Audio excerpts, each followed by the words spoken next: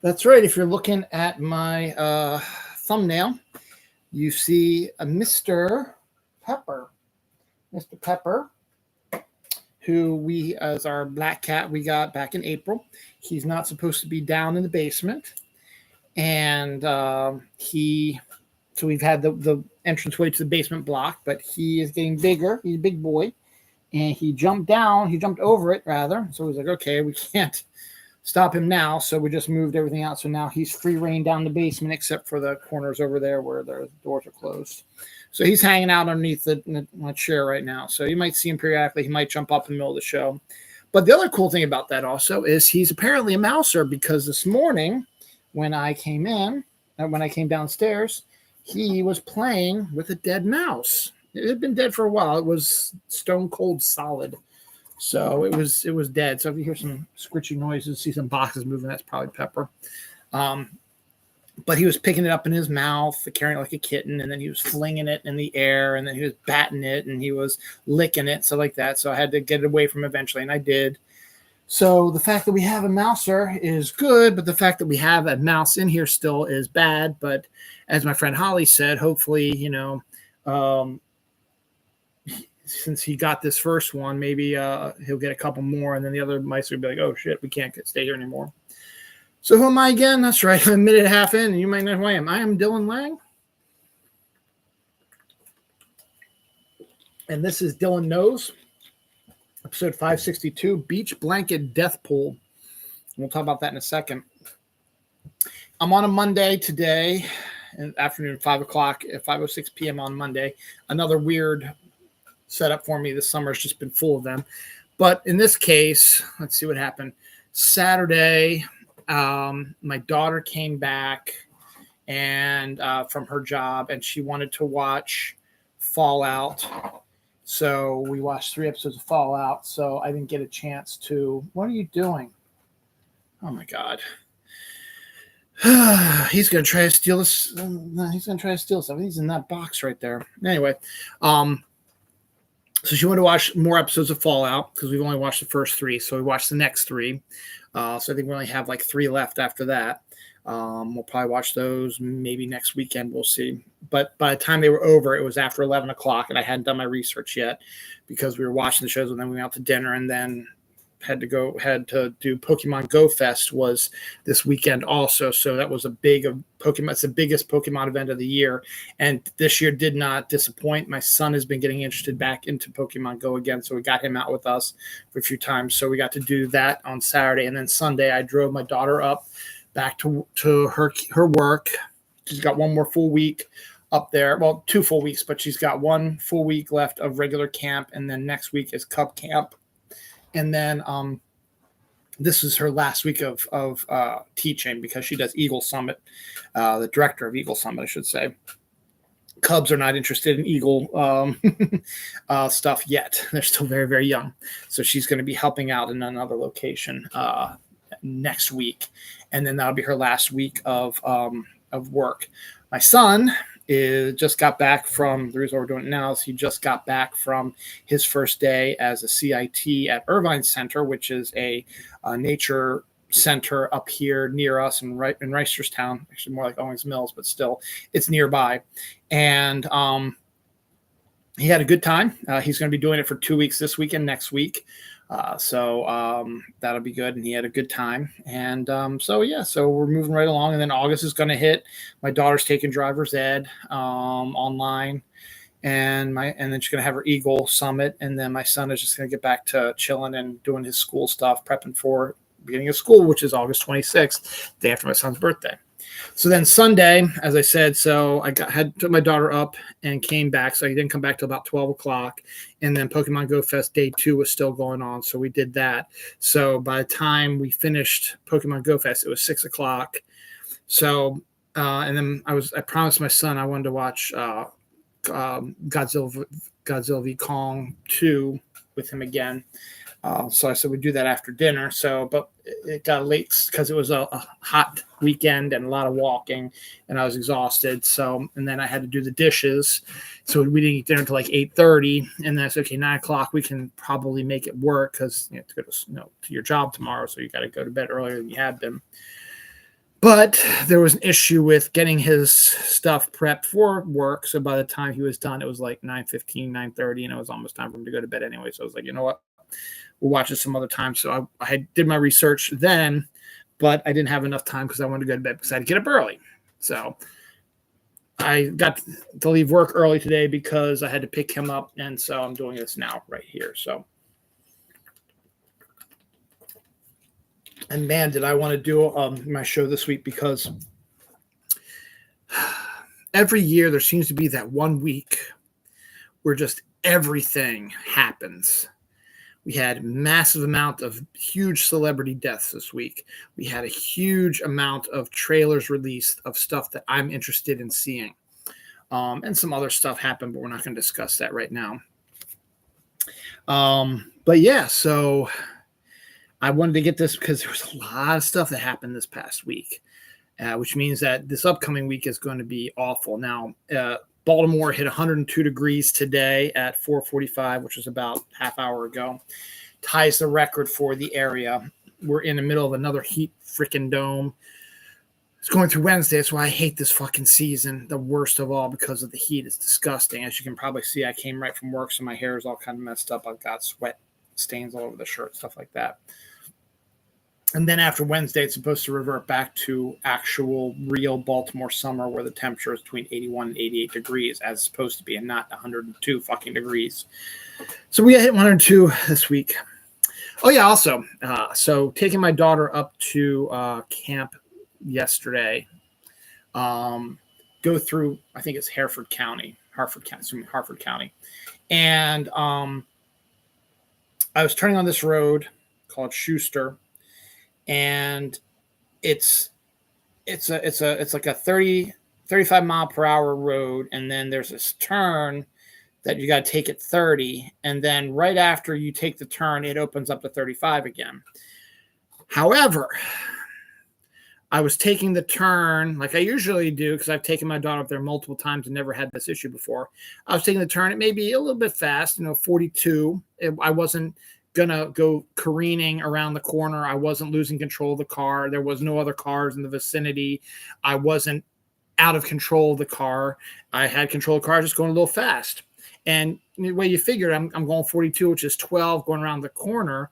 But then once it evens out, I'm only going 7 over the speed limit, which is nothing. But apparently it was something because right as after you hit the turn and it straightens out the 35, there is a little produce stand that at that time was closed. It was like 10 o'clock in the morning. There were 2 police officers. One of them had a speed gun, and he told me to pull over. So I was like, great. Because at the time, I didn't know I was going 42 or what I did wrong. So I pulled off the side. I assumed it was some kind of speeding, but I didn't think I was going that fast. So the guy came over and said, yeah, we clocked you going 42 around that corner, which is 30. That's 12 over, even though we know it turns to 35 here, which is only 7 on it, and that wouldn't have been a big deal. But you still turned around there, so we got to get your license registration, blah, blah. So it's a freaking classic speed trap, Harford County bullshit.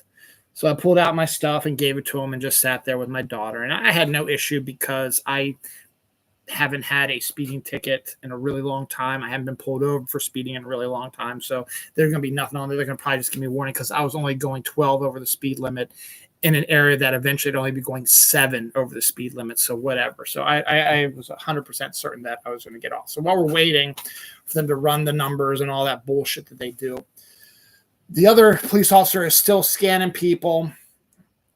A few cars go by, they're going the right speed, something like that. And then there's one that isn't. So he spots it and he starts waiting for it to come over, to pull over. The dude just looks at him, like waves at him and drives off. So he didn't even pull over.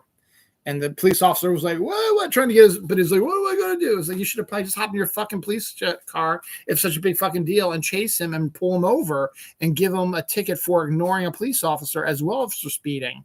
But no, you just decide to say, oh, fuck it, whatever. Just let him get away with it. That's a bunch of bullshit because I pulled over and I did the right thing. Jesus Christ, Pepper.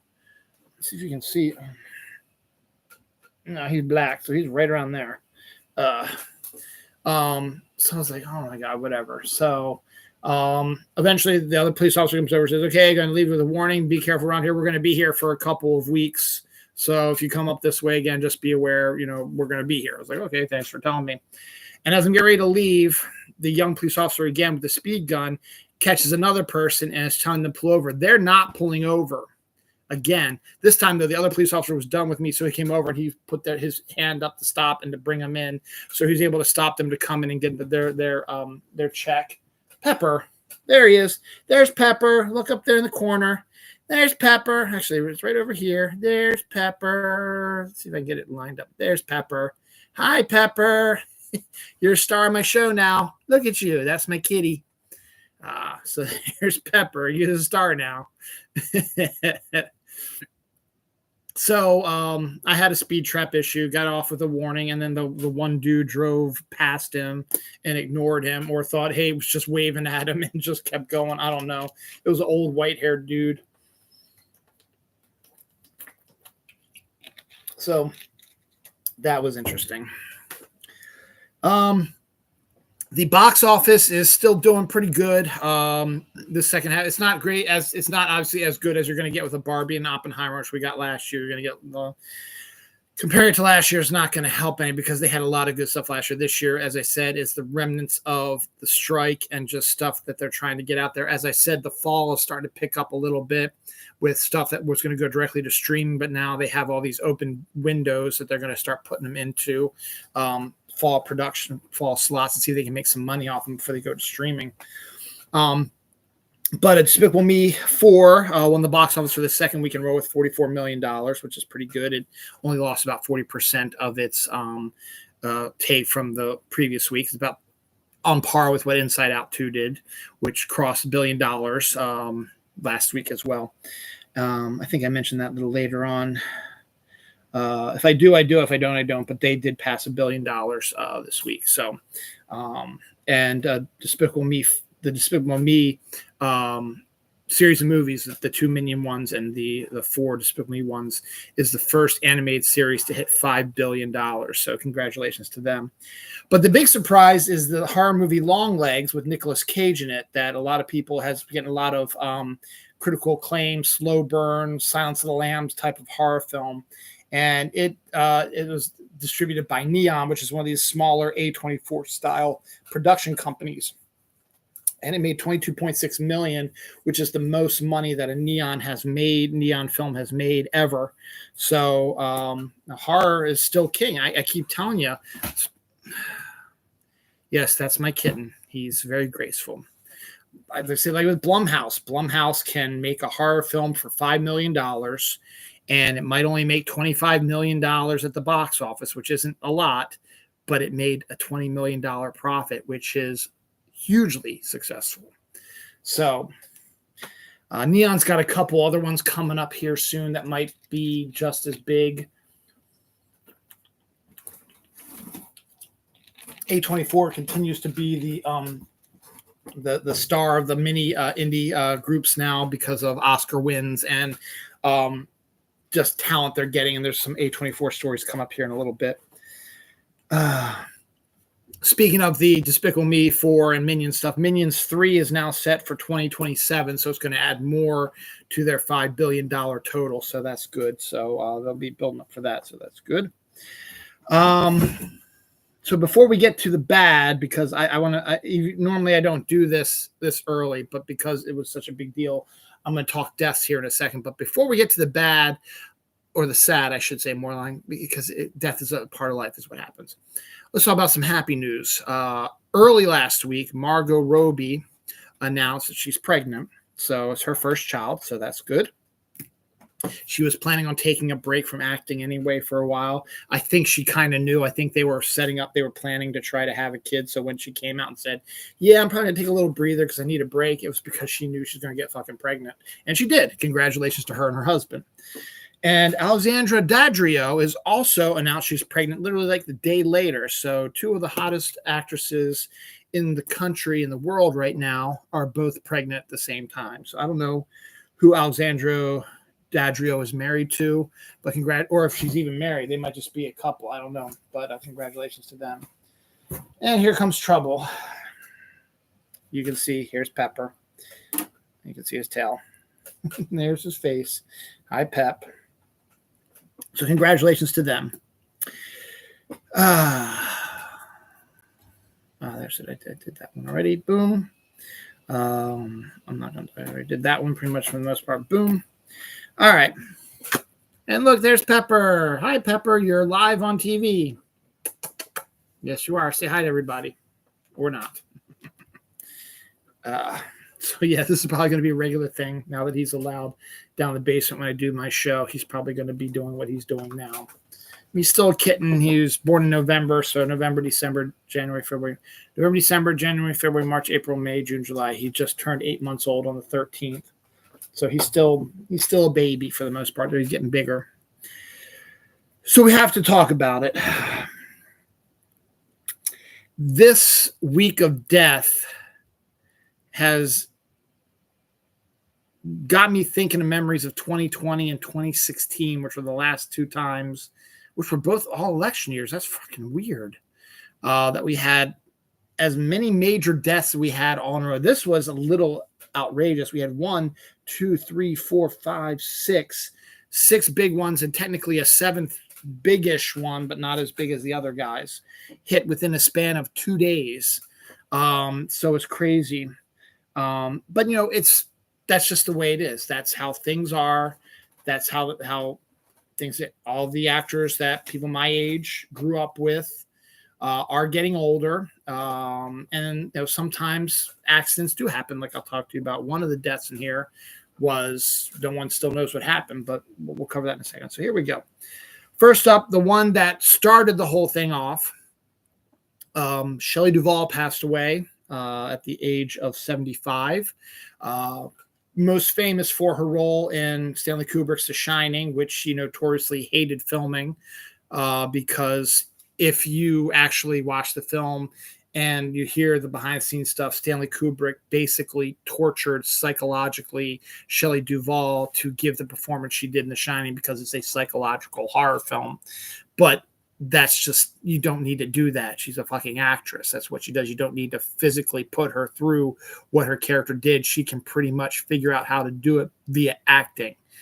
But after she finished that, she said, fuck it, I want to do something fun. So she did one of my favorite movies of all time that doesn't get enough love, Robert Altman's Popeye, the musical version that she made with Robin Williams. She is the definitive Olive Oyl. No one else, no other live action Olive Oyl is ever going to touch what Shelley Duvall did.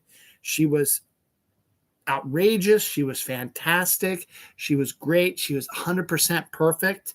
And her and Robin are now reunited up in heaven.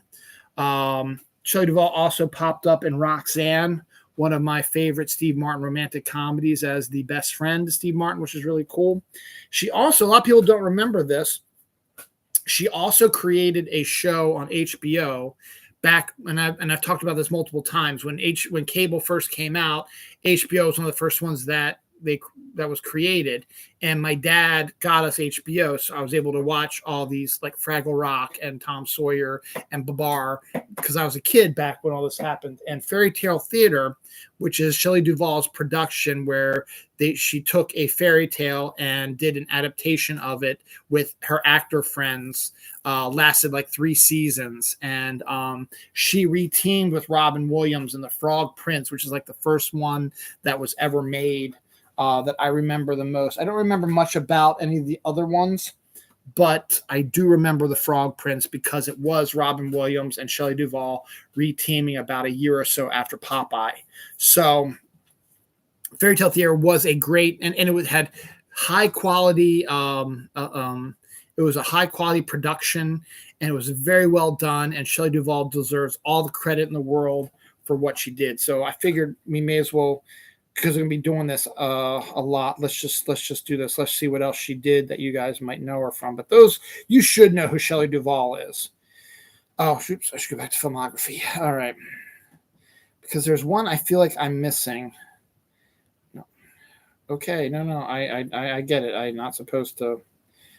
Brewster McCloud, McCabe and Mrs. Miller, Nashville, Annie Hall, The Shining. Oh, she was in Popeye. That's right. Time Bandits was the other one. Remember that she was in Time Bandits with with Michael Palin and all that. She played. They were the time cross lovers. Every time the Time Bandits went to another division to another time, Shelley Duvall and Michael Palin were lovers in some form, and they said that was hilarious.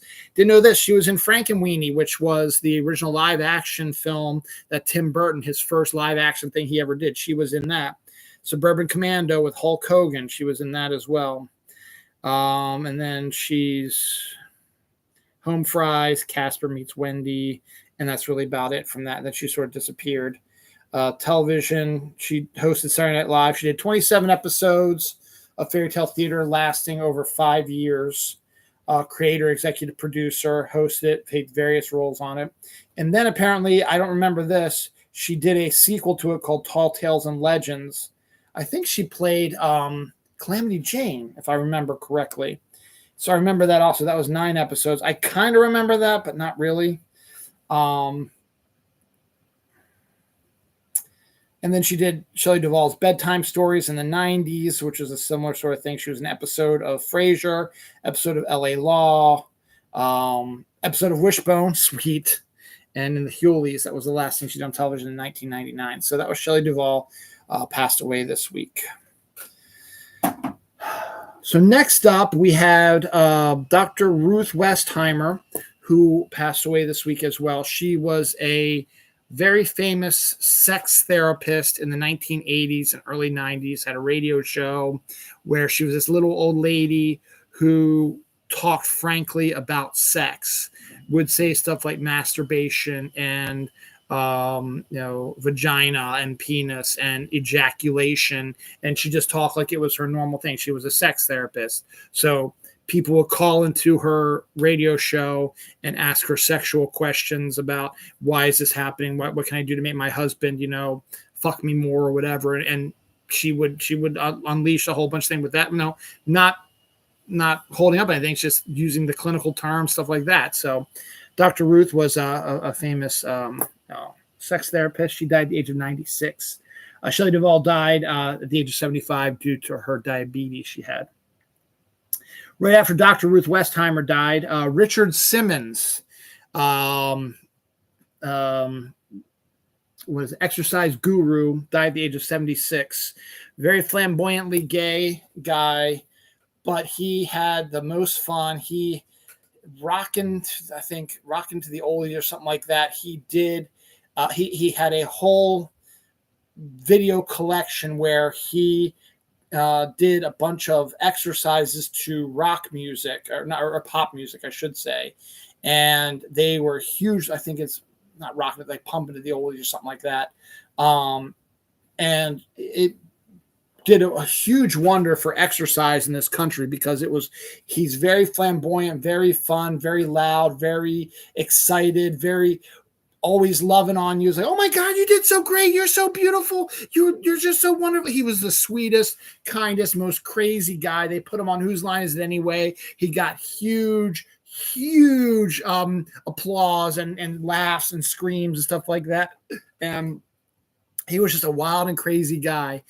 And so wild and crazy that in 2010, for my company Halloween party, I dressed up as Richard Simmons, and I won first prize in our Halloween contest. So thank you, Richard, for that.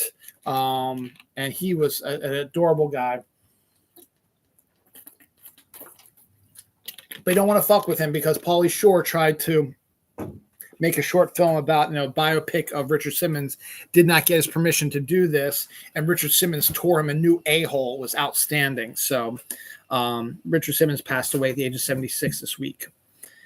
Shannon Doherty, Brenda from 90210, Prue from, I think it was Prue or Prue, from Charmed, was in Mallrats, was in Heathers, notoriously had bad press around her, though a lot of it was exaggerated. One of her bestest friends in the whole world was Sarah Michelle Gellar, one of my crushes. They were huge best friends, and I liked a lot of what Shannon Doherty did. And I think the charm stuff was not entirely all her fault. Alyssa Milano has her own stake in what caused the rift between the two of them and made Shannon leave the show. And in 90210, they just didn't. She was a party girl sort of thing, and her character was kind of unlikable kind of thing. But her and Luke Perry's Dylan were the item for the longest time, and then Dylan was with Kelly for a while, and then Brenda and him got back together, I think, and then I think Dylan. I don't know the whole scenario, but now Shannon and Luke Perry are reunited in heaven as well. Brenda and Dylan are.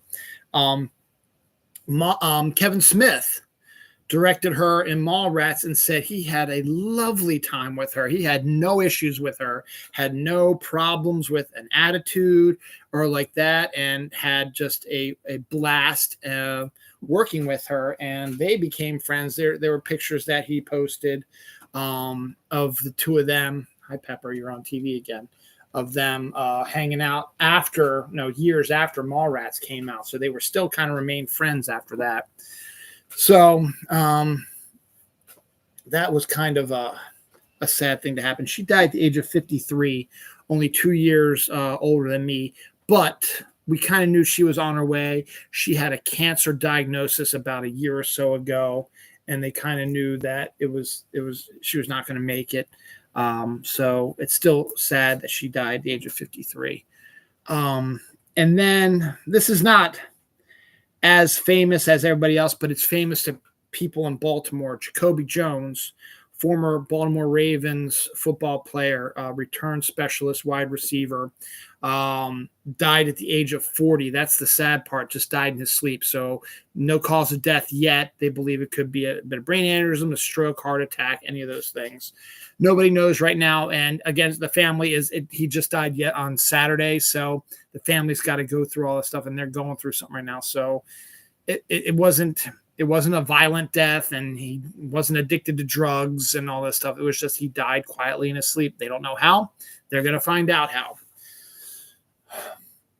Jacoby was on the Ravens for 3 years, was on their 2012 Super Bowl team, and actually had two major plays that helped cement the Ravens winning that Super Bowl, or getting there at least. The good point is, the first one is in the Super Bowl itself. Jacoby Jones returned a punt for 109 yards for a touchdown, which is still a Super Bowl record, I believe. Someone might have tied it recently, but I think he still has a stake in it. No one has done 110. What is that you got? Oh, everyone know. 110 yards. So he's either sole possession of 109-yard punt return kickoff in the Super Bowl record, or he has it tied with somebody. I couldn't tell you right at this point. But all I know is that he's in the game for having the longest punt return in the Super Bowl.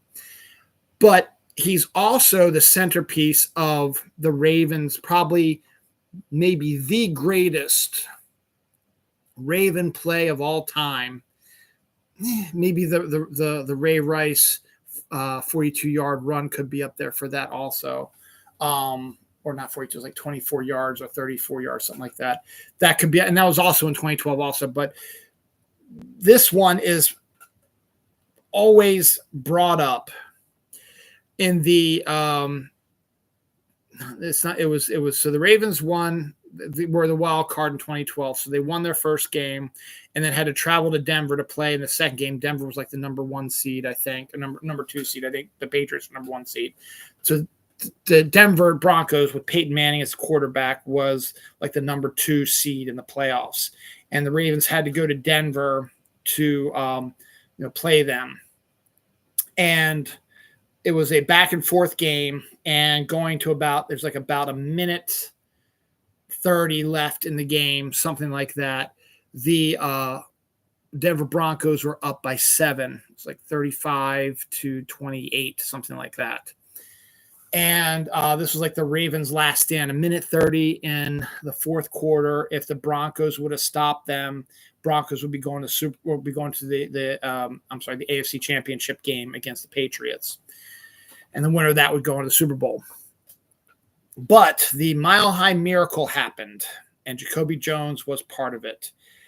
It's about a minute 30 left. I think there was like second down, third down, something like that. I don't think it was the final play. It was like maybe second down or whatever. And Joe Flacco gets the ball, and he's getting rushed, and he's got to get it out of his hands because he's getting rushed. He throws a bomb down the field because Jacoby Jones is right there. Jacoby Jones got separation from the Broncos player that was defending him, caught the ball, ran in, tied the game. And then the Ravens were able to hold Denver with the last like 30 seconds or whatever. So they went to overtime, and the Ravens were able to win, I think, on a kick by Tucker in his like rookie year. That took us to the championship game against the New England Patriots in New England.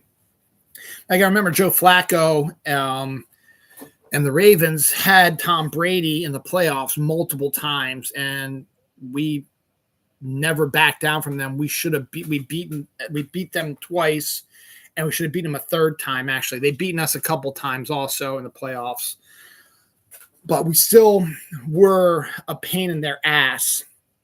So we go to England, and we end up beating them in that game and go up to the Super Bowl and end up beating San Francisco and winning the Super Bowl. So the Mile High Miracle is probably considered the greatest Ravens play of all time, probably. And Jacoby Jones, who passed away this week, was front and center of that right now. And finally, the other person majorly, I forgot about him. James B. Sicking, the father on Doogie Howser, a huge part of Hill Street Blues, was in the Pelican Brief. He passed away at the age of 90 today. Let's see if I can get James B. Sicking stuff. He was more of a TV guy.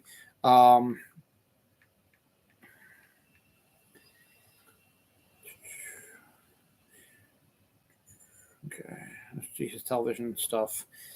Perry Mason, Combat, The Outer Limits, The Fugitive, The Invaders, Gomer Pyle, Bonanza, Adam 12, Hogan's Heroes, MASH, Columbo, Ellery Queen. Those are all like one-offs here and there. Hawaii Five-0, 2 episodes. Hill Street Blues main cast. L.A. Law, he had an appearance in that as well. Doogie Howser, MD, he played the dad. He was in Cop Rock as well.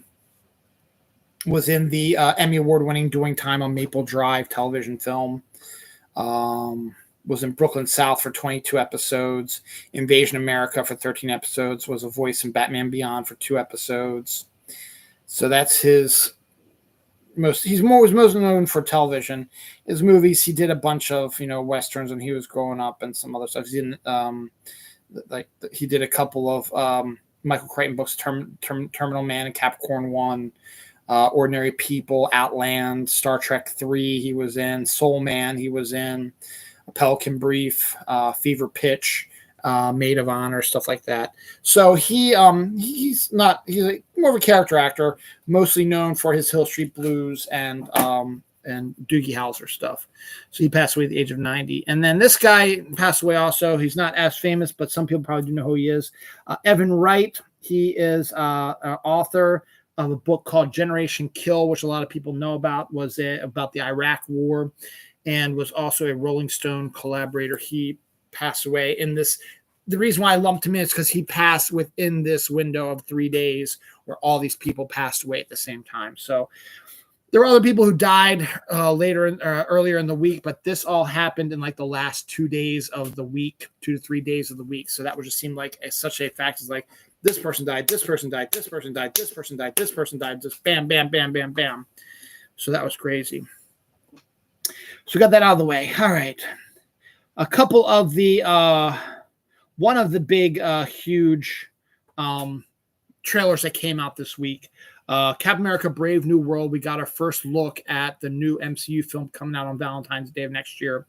We get to see Anthony Mackie as Captain America. He looks good. I like his outfit. Get kind of idea of the story. We get to see Harrison Ford, who replaced not Jeff Bridges, William Hurt as Thunderbolt Ross. who is now running for president of the United States, and Carl Lumbly's character from Falcon and Winter Soldier, the Black Captain America, who was introduced in the TV show, tried to assassinate. Still don't know much about him, but he does not appear to be a member of the Serpent Society. He seems a dude that's wearing glasses and is carrying a gun, so we don't actually know who he is. And he claims that nobody has correctly figured out who he is yet. No scenes from any of the Serpent Society people, so that pisses me off a little bit. We do get one quick shot of his new partner, who's introduced in the Falcon and Winter Soldier show, the guy who's going to take over for him as the Falcon. And we saw some action stuff, and then we get the coup de grace, the big reveal of Red Hulk will be in this movie. So we got to remember also Captain America and the Brave New World also is basically almost a sequel to the Incredible Hulk, because you're going to have the guy playing the leader is going to be in it. And you've got Abomination, I believe, is in it also. So you've got some, or is that Thunderbolts? No, that might be Thunderbolts. So we'll see. We'll find out. But Red Hulk is coming. We do get the first look at him, and we'll see what happens. So it was actually, I really liked the trailer a lot. I thought it was very well done, and got me excited for the movie. Though, as I said, I'm still kind of disappointed that I think the Serpent Society is going to be regulated to a very small portion of the film, which sucks because they're a great group of people, characters.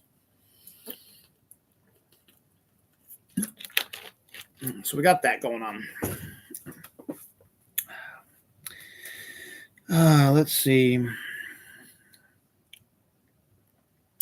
Other big news, Euphoria Season 3 is now definitely going to start production in January, and returning will be big stars Zendaya, Sydney Sweeney, and all the rest of the original crew will be back for Euphoria Season 3. Even though it's been a hot minute since Euphoria Season 2, and all the actors in it have moved on to bigger and better things.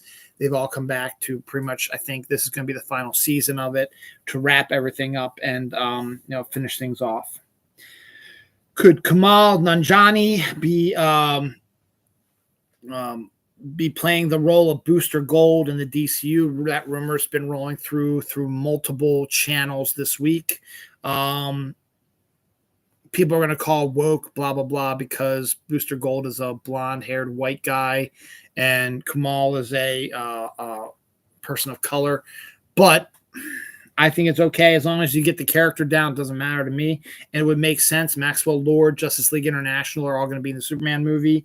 So it's only a matter of time before he pops up. And he might not even pop up in the Superman movie, but it would make sense for him to appear probably if he is. Godzilla -1 minus color will be debuting on Netflix on August 1st. So we are going to get that eventually August 1st. And we got our first mention of the U.S. Release of Godzilla -1 on Blu-ray. However, there's a catch. It's the gorgeous box set. It's a 4-disc box set, gorgeous set, lots of pictures, lots of really well-designed set.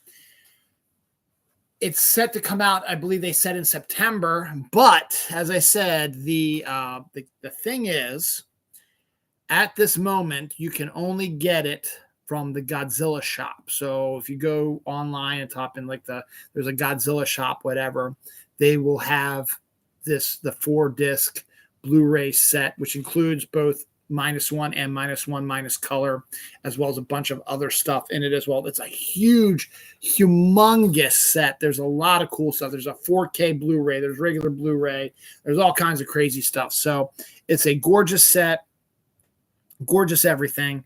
So that's due to come out in September. They said, but I said you can only get it, pre-order it right now at the Godzilla shop. And you probably will only be able to get that at the Godzilla shop when they release it out to the world. Everything else, it'll probably have to be different because the Godzilla shop probably made this their special thing. So we might not get a nice box set like this. We might just get Godzilla -1, and we'll get -1 minus color and that might be about all we get. We don't get all this other added bonus stuff to it, so we'll find out what happens. But it says it's set to come out in September, which means that if that's coming out in September, it means that the actual Blu-ray itself will probably be coming out in September as well, where you can get it from Amazon and stuff like that. So good on that. Let's see what else.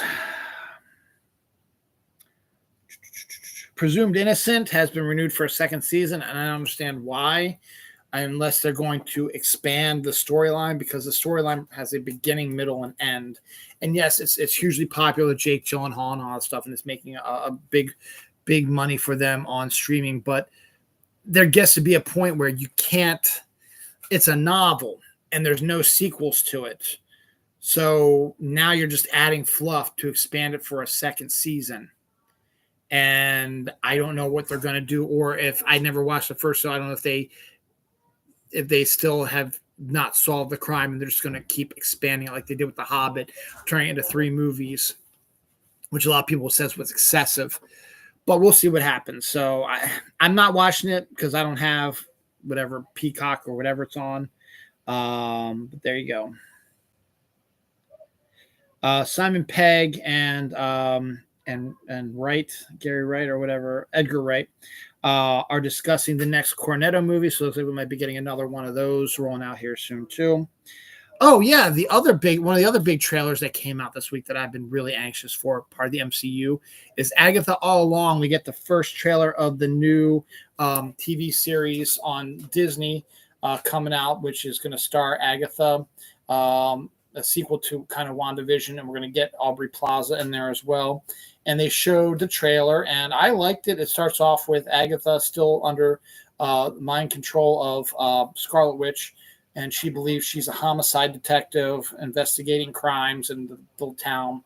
And she discovers a body that has black burned fingertips, which means that the person was involved with the Darkhold, but she doesn't know what the Darkhold is. She doesn't remember. And so while she's investigating it, Aubrey Plaza pops up and sort of says, "What are you doing with your life? You're the badass." Hello. Hi. You doing all right? Yeah. All right. There's a cat. Okay, that's fine. Yeah, he made an appearance on the show. You're a badass witch, and you need to remember who you are. And eventually, she remembers who she is, and she still doesn't have her powers.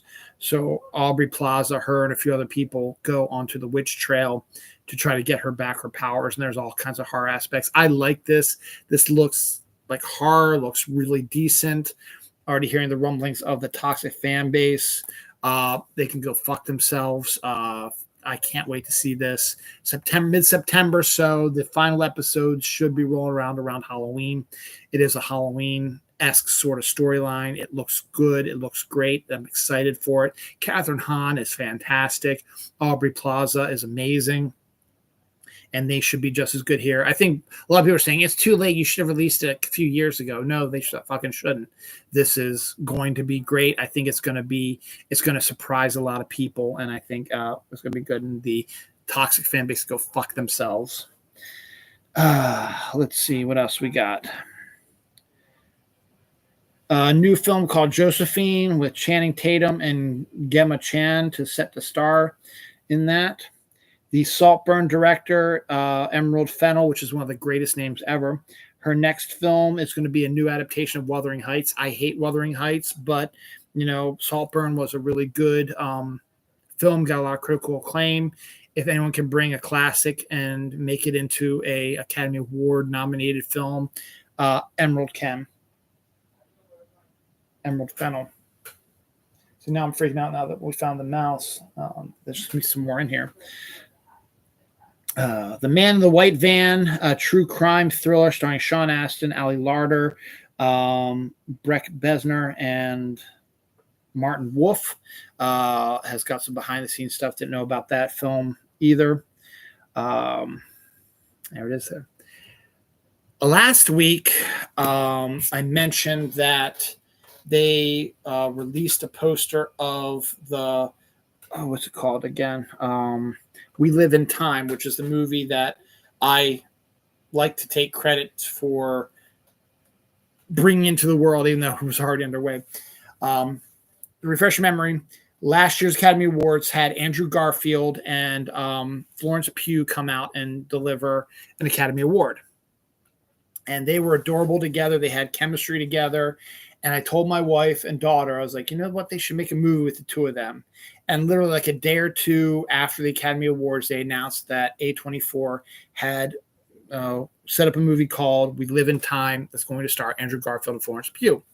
So that was the last I heard about it for a while. And then something was mentioned about it a couple of weeks ago. And then they released a poster last week that I mentioned on the show last week. And then this week that just came by, they finally released a trailer, so we know what it's about.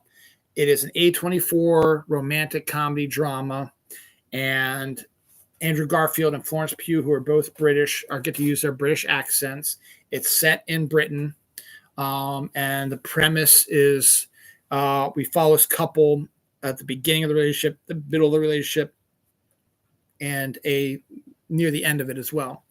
And we're going to be jumping around probably forever. So the beginning of the relationship, and it's all in the trailer, so I'm not spoiling anything, has Florence Pugh accidentally hitting Andrew Garfield with her car.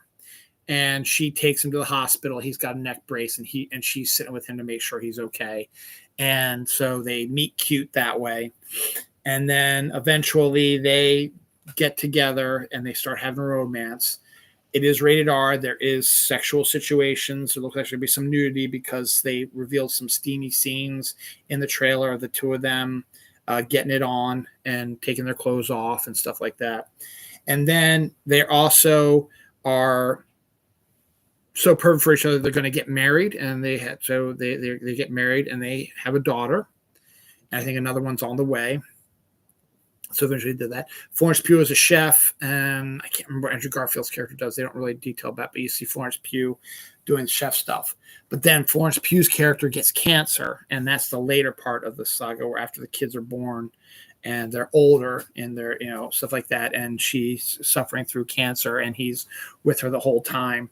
It looks wonderful. It's coming out in October. I think October 11th. It's going to debut at the Toronto International Film Festival, I believe, in August or September. No, September. And then I think they said October 11th is when it's going to be released in movie theaters worldwide. So I'm going to have to check that out because it looks so good. I watched the trailer multiple times. It's going to be kind of a depressing romantic comedy drama, but the two of them have such chemistry just from what I saw in the trailer. And as I said, it's going to be a little steamy and sexy in there as well. So I'm really excited for it, and I really want to see it, and I can't wait. So we got some good stuff coming up here.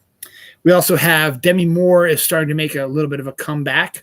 Her and Margaret Qualley are starring in a movie called Substance, which we got a new trailer for, which they had it seem like Demi Moore is a lot older now, and there's a substance that she can take which will turn her younger. And I don't know if that's going to turn her into Margaret Qualley, and there's going to be some issues with who's going to take over. I don't know the situation. It's a weird trailer. It's a weird movie idea. And again, a lot of nudity and stuff like that is in it as well. But Demi Moore is in this, and she's also, and later on we're going to talk about, she's also in an upcoming Sheridan show in the Sheridanverse, which we'll talk about in a little bit there too.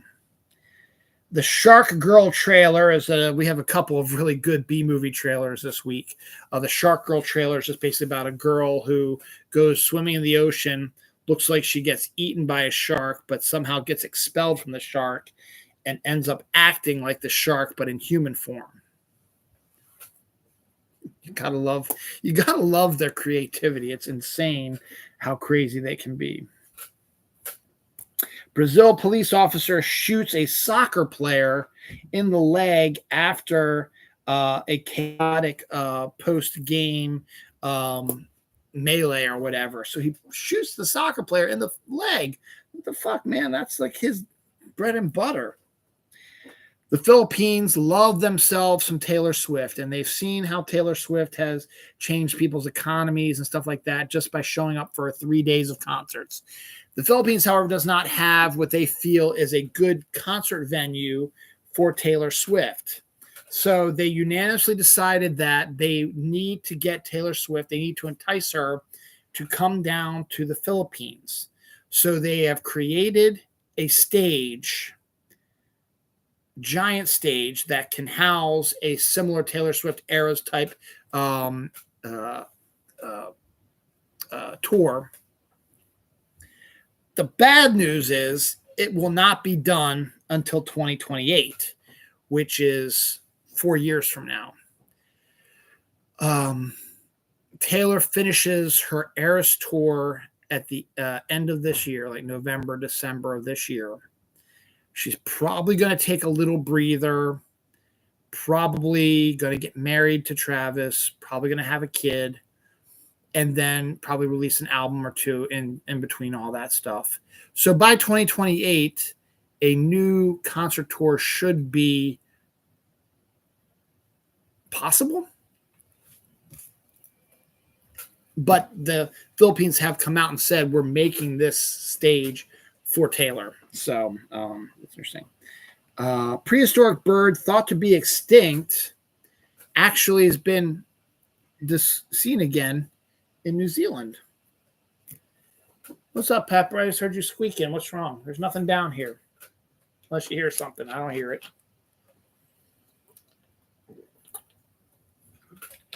All right, well, if you need to get something, go ahead and get it. So that's interesting. Some anniversaries. Explorers came out in 1985. That was 39 years ago. That was Ethan Hawke's first film. River Phoenix is in it as well. Joe Dante directed it.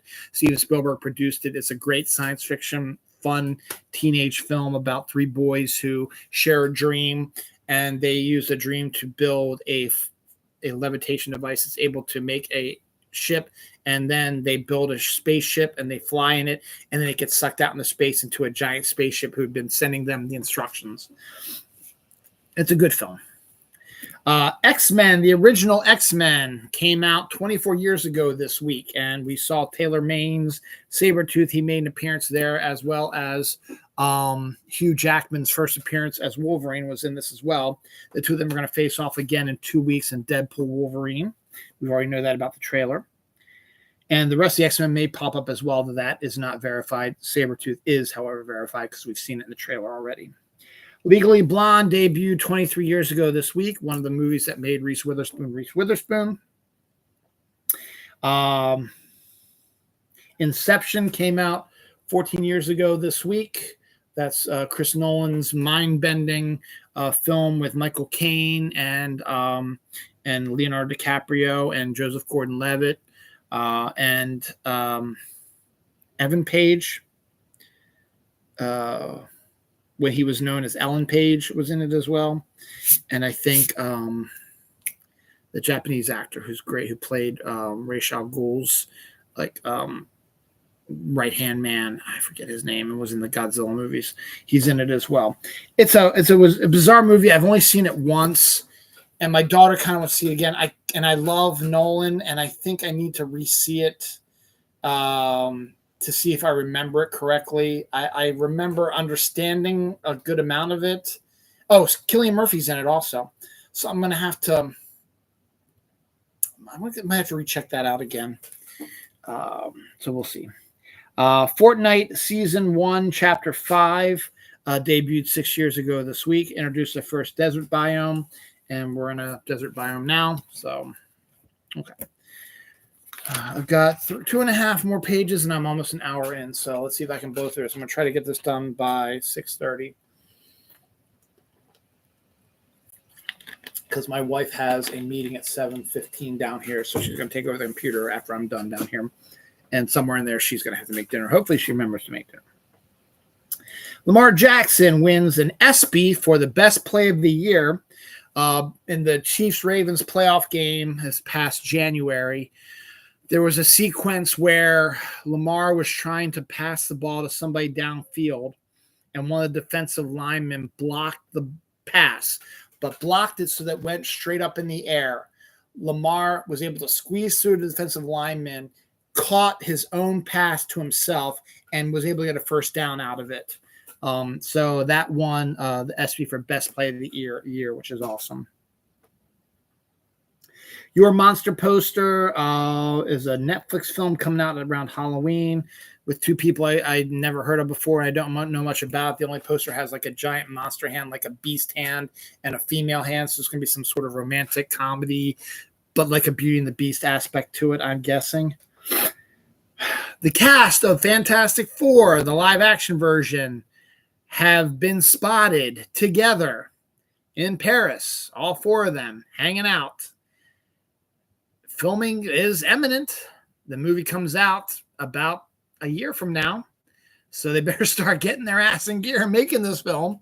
So I'm assuming the fact that they made this a story means that they're getting together and they're doing something. They're in the middle of pre-production right now, which means they're going to probably start filming within the next couple of days, next couple of weeks, whatever. They've got the Paris Olympics coming up, so I don't know if that's going to be a big deal. They're probably there for Bastille Day, which was yesterday. But the cast of Fantastic Four was spotted together, all four of them, all together in Paris. So do that. I think Chris Columbus is back. He did the Harry Potter movies, Home Alone, wrote Gremlins, wrote a whole bunch of stuff. He's like a younger version of John Hughes.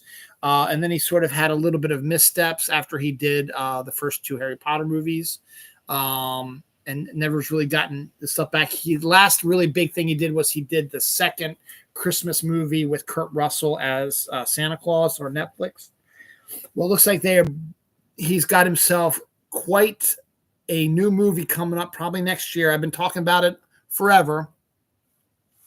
Based on the book series, the Thursday Murder Club. The first book is in production right now. Chris Columbus has started production on the film. I think it has Ben Kingsley and just a killer cast already. And I can't remember all of them, but go back through my last few episodes. Or maybe I'll just look it up here real quick. Because Richard E. Grant and Tom Ellis have also joined the cast of Thursday Murder Club. So I think I might have to buy this. Cast, there it is. All right. Ben Kingsley, Pierce Brosnan, David Tennant, Helen Mirren, Jonathan Pryce. As I said, Richard E. Grant and Tom Ellis have also joined as well. Let's see. Let's just see if Wikipedia will have a better version of it. I might have to. I thought I had the first book somewhere around here, but I might have to get that come up here. So Helen Mirren, Pierce Brosnan, Ben Kingsley, Celia Imrie, David Tennant, Jonathan Pryce, Naomi Ackie, Daniel Mays, Henry Lloyd Hughes, Richard E. Grant, Tom Ellis, Jeff Bell, Paul Freeman, Sarah Niles, and Ingrid Oliver are all in this movie. And Columbus is the director. It's got a hell of a cast. They started filming it. And it will wrap probably in September, they're saying. So Columbus will, edit all that stuff. It'll probably be out probably next summer. It seems like a good summer film, unless they think it's going to get swallowed up by all the mass. 2025 is going to be a fucking huge year for movies. They might feel like maybe we should release it earlier in the year, like a January, February, March debut, maybe closer to Easter, like an April debut might be a better choice for that. So we'll keep you informed on that. But that is the thing, and I have to read the books now because I want to see the movie because I love Chris Columbus and he's got a hell of a cast. So definitely have to check that out.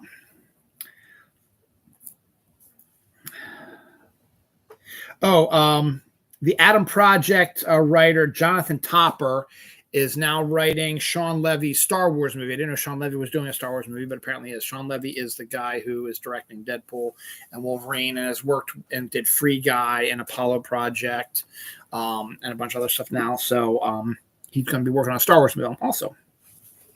Emilia Clarke from Game of Thrones has joined the cast of Ed Brubaker's Criminal adaptation on Prime, which is also getting a hell of a cast. Based on a comic book written by Ed Brubaker, and it should be pretty good. It's got, as I said, has a decent cast. It'll be on Prime, so I might have to check that. I think this would be a series, so we'll have to check that out definitely. John Mulaney and his significant other Olivia Wilde have officially gotten married. They got married this week. Congratulations to them. John Mulaney is my daughter's favorite stand-up comedian, so she was happy for them as well. The JWST photographed an Einstein ring, which was something that Einstein predicated. It's like a black hole surrounded by galaxies, stuff like that. It's an amazing picture. It looks like a bracelet, but it's very, very cool. Space Sharks is another one of these B movies talking about where there were sharks that were being tested on up in space on the ISS, and they break free and they can survive out of water and they can float in the air. Again, these guys' creativity is insane. Comic-Con, which is, I think, later this week. This is very fun because that's going to be my Comic-Con is going to be huge news coming out about that. This if it is this week, so next week's episode of Dylan Knows is going to be stacked. Also, San Diego Comic-Con 2024. Oh no, it's Thursday the 25th through the 28th, so it's next week. So Comic-Con is next week. So this week, is going to be, as I said, dull and boring. Next week will be all the big news from San Diego Comic-Con, but that's not what the story's about. What the story's about is Comic-Con is threatening to pull out of San Diego after their contract is up in 2026 because they're sick and tired of the San Diego Tourist Board and the hotels in the area price gouging the people coming to the Comic-Con. In fact, it's pricing a lot of people from coming to Comic-Con. So they have 3 years, 3 years to solve this case. There are going to be 3 more years. The San Diego Comic-Con is going to be in San Diego, but after 2026, if this shit isn't fixed, they're off. My friend Gary and I were talking about this today. It's like, where could they go? And the most obvious point, though, would piss both me and Gary off is go to Vegas. I mean, everybody else is going to Vegas. Vegas does not have a official comic convention. The convention center in Vegas is huge. Vegas is an up-and-coming – I mean, it's always been popular, but with the baseball team, the football team coming in, their hockey, stuff like that, it's an up-and-coming city, as it were. Another one we threw out there was possibly maybe Austin or Houston might be 2 other places that they could probably go to. But there's really no other place I could think of. They're not going to go to New York because New York's got their own Comic-Con. They don't need to have official San Diego Comic-Con come to New York. So they already have their own Comic-Con, which is very similar. So they don't need to worry about that. So to me, if they cannot come to an agreement, Vegas seems like the most obvious choice. I don't know if I want them to move to LA. I think that'd be kind of bad also, but we'll see. But for now, we still have 3 years of San Diego Comic-Con. So let's check it there. The Wasp trailer debuted. Naomi Harris and Natalie Dormer. Didn't watch it, didn't care about it, but for those who might be interested in it, that's a movie coming out later. Check it out. A trail cam caught a possum helping a deer pick ticks off their face. So the possum was taking ticks off of a deer's face and eating them. So it's good to see animals working together. Random House acquires Boom Studios, which my former co-worker and mentor, Philip Sablik, is a big wig over there. So I'm not exactly sure if he's part of the buyout or if he's still going to hang out with Boom Studios, but they were officially bought by Random House. So we will see what happens with that. But Philip wrote a really cool Facebook page. Facebook post thanking everybody involved in Boom Studios. So it was very clever.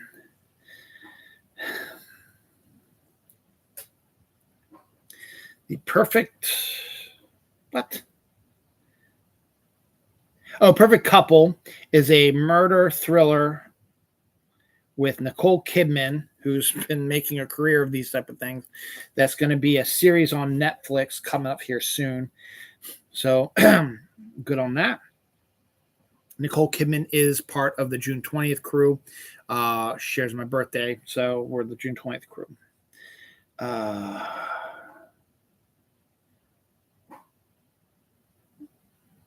hell is that?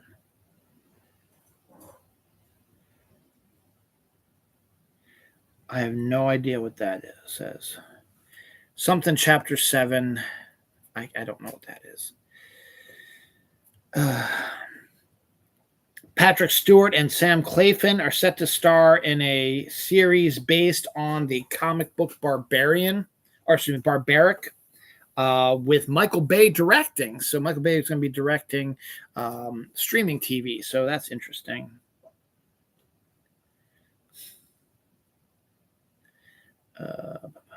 Here's the second Demi Moore story. Billy Bob Thornton, Demi Moore, Ali Larter, who's another name that's been popping up lately, and John Hamm are set to star in Landman, which is Taylor Sheridan's new Western TV show. The first pics came out about that. So it's mostly Billy Bob, but Demi Moore's in there, so she's going to be a regular on that show. Bad news. Where the box office has been showing some signs, and I talked about this last week, the movies that are making the most money are sequels, Inside Out, to Despicable Me 4, stuff like that. No real kind of like original films are really doing a big deal. And that includes Kevin Costner's Horizon, which I'm still interested to see, but I don't know if I would want to go and see it in the movie theater and sit there for 3 hours and watch this, knowing it's a part 1 of a potential 4-part movie series. And then, granted, at the time, waiting till August for part 2 wouldn't have been a big deal. However, due to the lackluster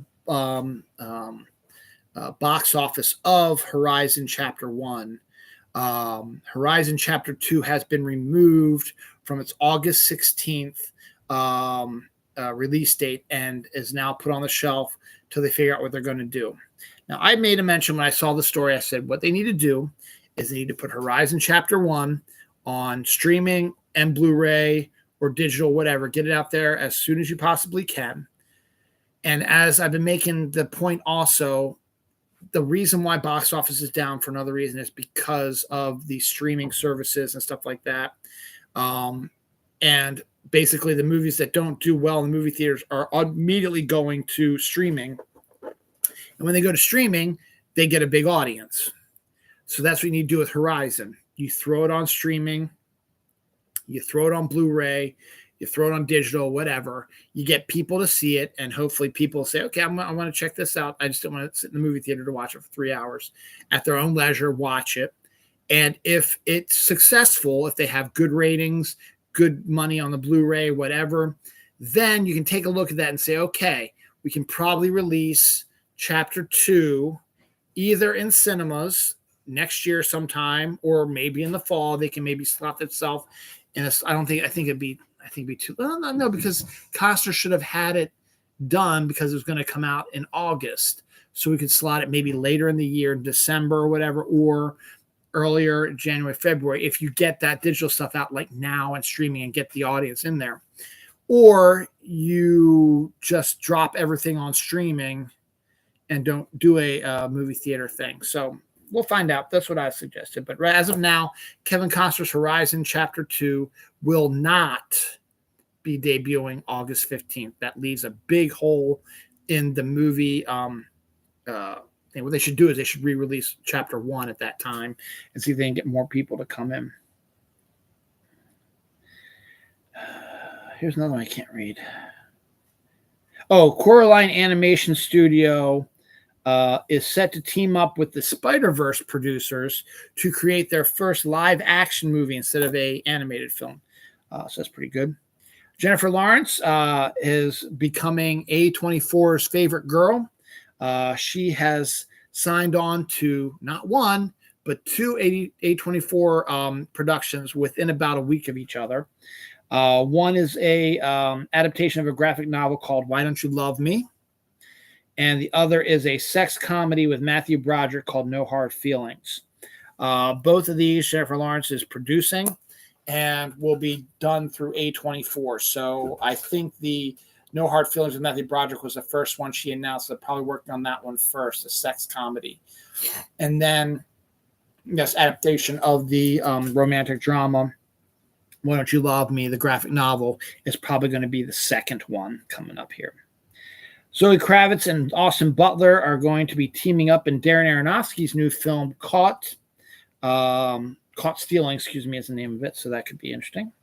Night Court season 3 is officially on the go, and they've added wonderful character actress Wendy Malick to the cast in a regular role as the new prosecutor, since Dan's role is now defense attorney. Inside Out 2, I think, is now Pixar's highest-grossing movie of all time. Some more deaths this week. Michael Zulli, acclaimed comic book artist for Sandman and Spider-Man, passed away, and Swamp Thing passed away this week. Benji Gregory, the young star of Alf, who played the young boy who befriended Alf, died at the age of 46 this week. William Neal Clabo, an NFL kicker, died at the age of 71. And Monty Kiffin, who was a big wig in college football and stuff like that, passed away this week as well. Anniversaries. Live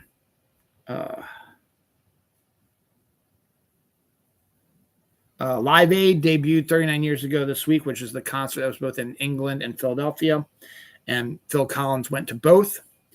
Point Break debuted 33 years ago this week.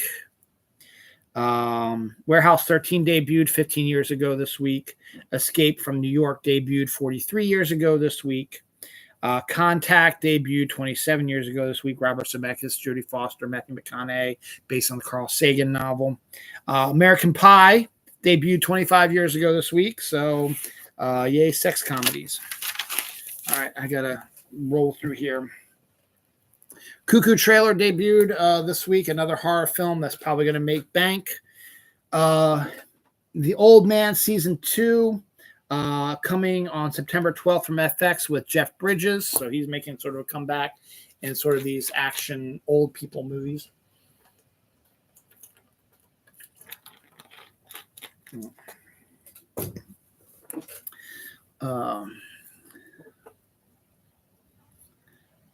Pat Sajak returns to Wheel of Fortune, but the Celebrity Wheel of Fortune, which is just a series of one-offs that are going to happen maybe 4 times a year after retiring from the main show.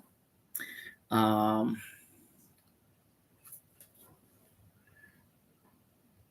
have no idea what that trailer is. I don't have time to try to figure it out. So some trailer debuted. Something chapter 1. Yeah, I don't know. Couldn't tell you. What the fuck is this next one? Oh, Napoleon Director's Cut.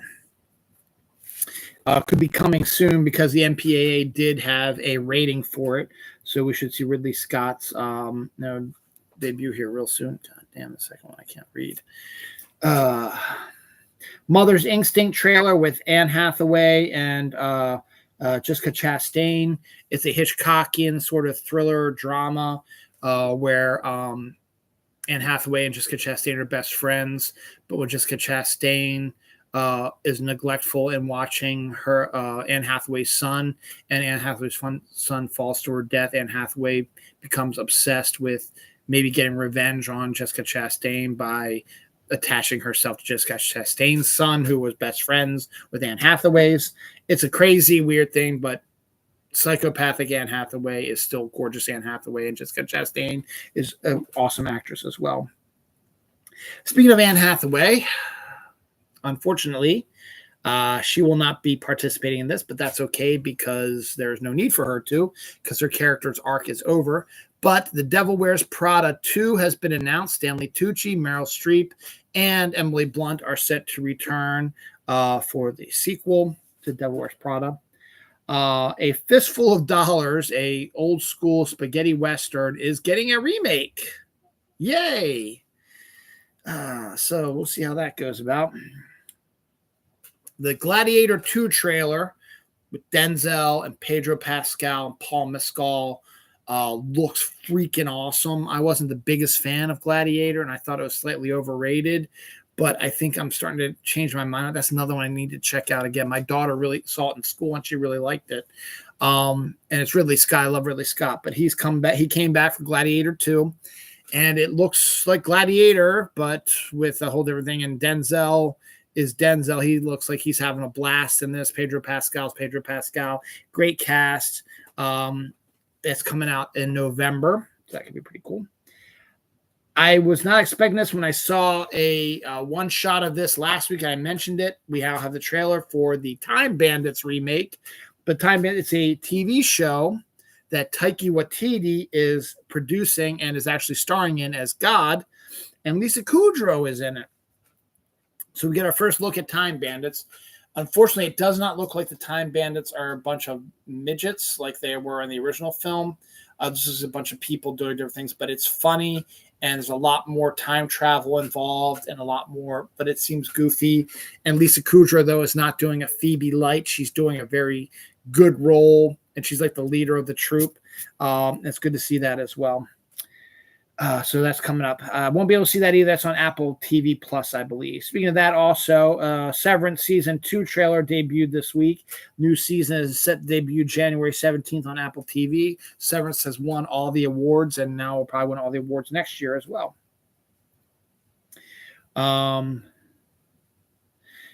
Maggie Gyllenhaal's remake of The Bride of Frankenstein called The Bride has been moved up to September 26th, 2025. Also stars Christian Bale, Jake Gyllenhaal, Penelope Cruz, Peter Skarsgård, and more. So that could actually be kind of interesting. I'm not a Gyllenhaal fan, but could be interesting.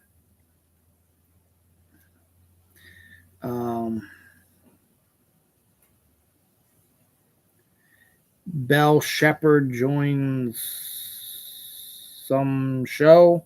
Another one I can't read, so I really don't have time to go through this, so I'm just going to check that one off. One Fist Man trailer came out for Prime 8/6. I think that's what that says. Lamorne Morris joins Nicolas Cage and Brendan Gleeson in the new Spider-Man Noir live-action series on Prime. That one's getting quite a cast together for that. That should be kind of cool. Conjuring 4 is set for a 2025 debut. The Supremes at Earl's All You Can Eat is coming to Hulu, 8/23. It's basically a story about how the Supremes went to a hole-in-the-wall dive, and changed the lives of everybody. The astronauts returned from NASA's year-long simulated Mars mission. They were locked in a scenario to test what it might possibly be like to live on Mars. Then the final Umbrella Academy season is coming out soon. The new trailer debuted for that.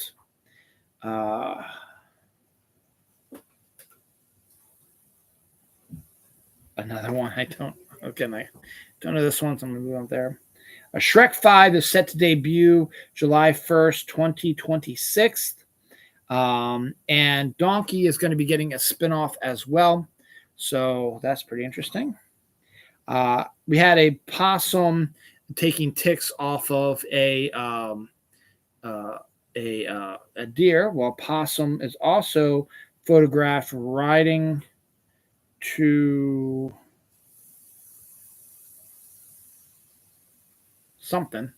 So possum was riding something. I think a crocodile. Sam Raimi is set to return to directing by helming a horror film called Send Help for 20th Century Fox.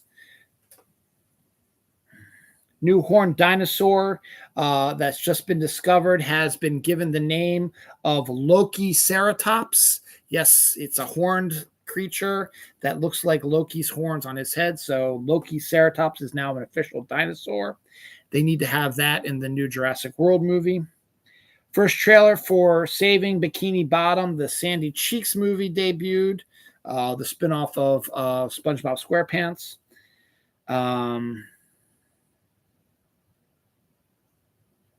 Man collects 1,000 Wawa receipts. I don't know why, but he does. and a postal worker was caught racing a Mustang, and the postal service van was clocked at going 105 miles an hour in a 65 mile per hour zone. That's absolutely crazy. Watchmen Chapter 1 trailer. That's right. The animated version of Watchmen, that's one of those I couldn't read, debuted this week. Looks okay, but I've already seen Watchmen. I'm not the biggest fan of Watchmen, but that's okay. Anniversaries. Good Lord, what is that? God, I must have been drunk when I wrote all this stuff. Well, Class, that's right, Class, the Rob Lowe, Andrew McCarthy film Class debuted 41 years ago this week. Tron debuted 42 years ago this week. Small Soldiers debuted 26 years ago this week. That's Joe Dante again. Universal Soldier debuted 32 years ago this week. Mad Max Beyond Thunderdome debuted 39 years ago this week. And the death Joe Bensal, Oak Ridge Boy, passed away this week as well. So there was a lot of other deaths this week as well, besides the other one. Oh, Bell Shepherd joined Starfleet Academy show. That's what that other one is. I couldn't read. So yeah, so Starfleet Academy's getting themselves quite a cast as well. All right, so here's our last bit of stuff. We're going to run through this because I got about 5 minutes. Stephen Oyoung has joined the Mission Impossible 8 cast.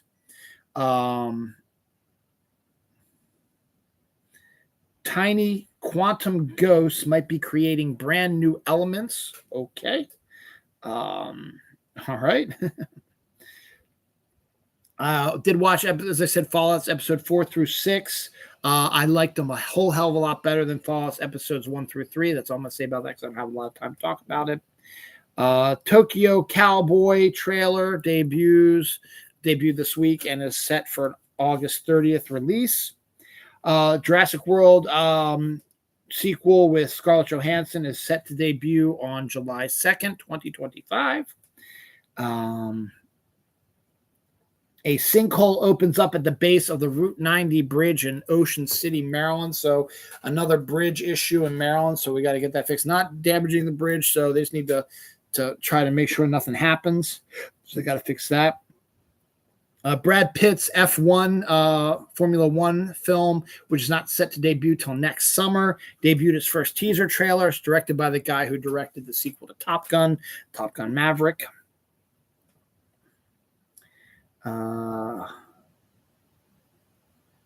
Another something opens in there's another one I can't read right there, so F it, I don't have time for this.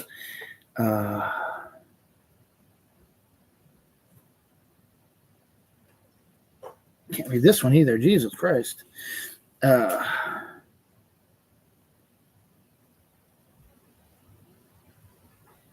What can I read? The new Rob Lowe show, John Andros show, Unstable, is set to debut August 1st. There's that. Halle Berry and Glenn Close join Kim Kardashian in Ryan Murphy's new legal drama. That's weird putting Kim Kardashian in that.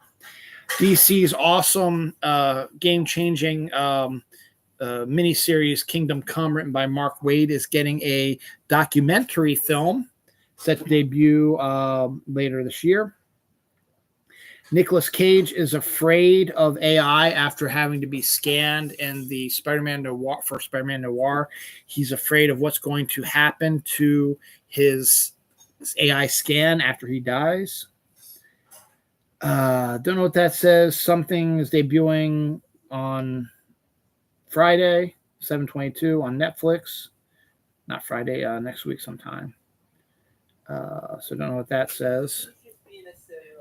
Don't know what that says. Don't know what that says.